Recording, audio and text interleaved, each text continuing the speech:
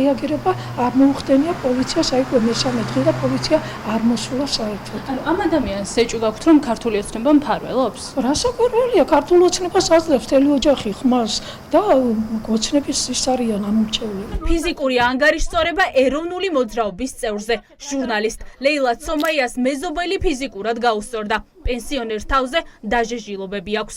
ცომაია თავდასხმაში მეზობელს ადანაშაულებს და ამბობს, რომ ანგარიშწორება პოლიტიკურ ნიადაგზე მოხდა. თქვენი პოზიცია იცის, მაგრამ აქციებში ხართ ჩართული და ასე. იცის კი და მაგათმაც იციან დიახ. ამას უკავშირებთ თქვენ ანგარიშწორებას, რომ ხო რა თქმა უნდა, ხელზე ეს დაზიანება მომაყენა, როცა მე შევესწარი ფაქტს, რომ მას მოყვანილი ყავდა ხელოსანი, რომ მოეხსნეთ დემონტაჟი მოეხდინა ჩემი სარეცხის მანქანა.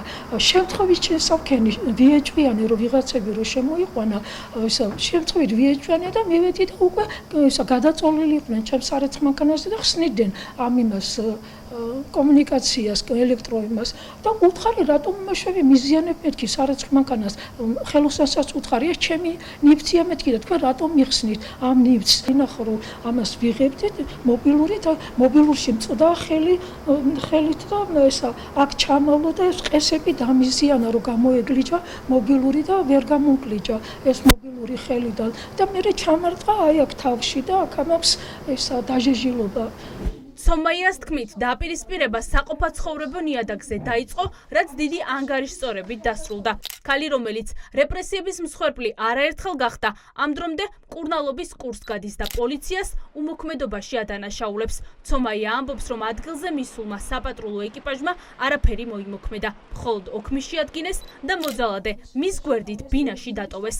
დაზარალებულს ეჭვი აქვს, რომ მოძალადეს ოცნების ღია მხარდაჭერის გამო არ სჭიან. არავითარ რეაგირება ამაზე არ მოუხდენიათ და მე მეორე დღეს წავედი იმაში პოლიციაში, იმიტომ ცუდად ვიყავი ნერვიულობის გამო და წავედი მეორე დღეს და პოლიციაში დაიმალა პოლიციის უფროსი, ყველანი გაიფანტნენ იქ სამორიგოში, ვინც იყვნენ. აღმოჩნდა რომ საერთოდ პოლიცია ჩვენ აღარ ყავს. არ არსებობს იმაში პოლიცია. ლეილა ცომაია ოცნების წინააღმდეგ აქციების აქტიური მონაწილეა. აჯარიმებენ, დაკავებით ემუქრებიან, მაგრამ მაინც აქციებზია. ახლა ის მკურნალობის კურსს გადის. თავდასხმის შემდეგ თავს უსაფრთხოდ ვეღარ გრძნობს. შინაგან საქმეთა სამინისტრომ კი გამოძიება 126 მუხლით დაიწყო, თუმცა ცომაიას არ აქვს იმედი, რომ მის ინტერესებს და უსაფრთხოებას დაიცავენ. იყო დაზარალებული ქალი განცხადება დაწერა. ფაქტი მოხდა ლეონიძის 8 ნომერში. ვერ მოგაცვით ინფორმაციას, რომ გაგწანდეთ ტერიტორია რომ დატოვოთ.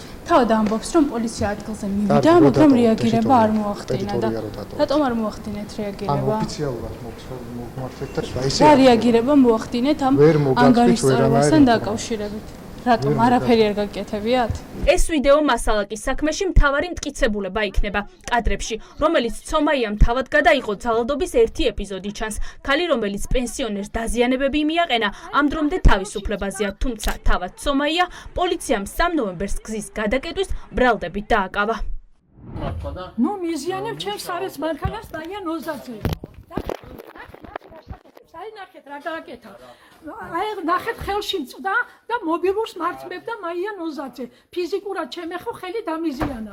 პოლიციის ამ განყოფილებაში ხვალიდან სავარაუდოდ გამოკითხვების სერია დაიწყება. ამის შემდეგ საინტერესოა მისცემენ თუ არა პასუხისგებაში ქალს, რომელიც პენსიონერს ფიზიკურად გაუსწორდა.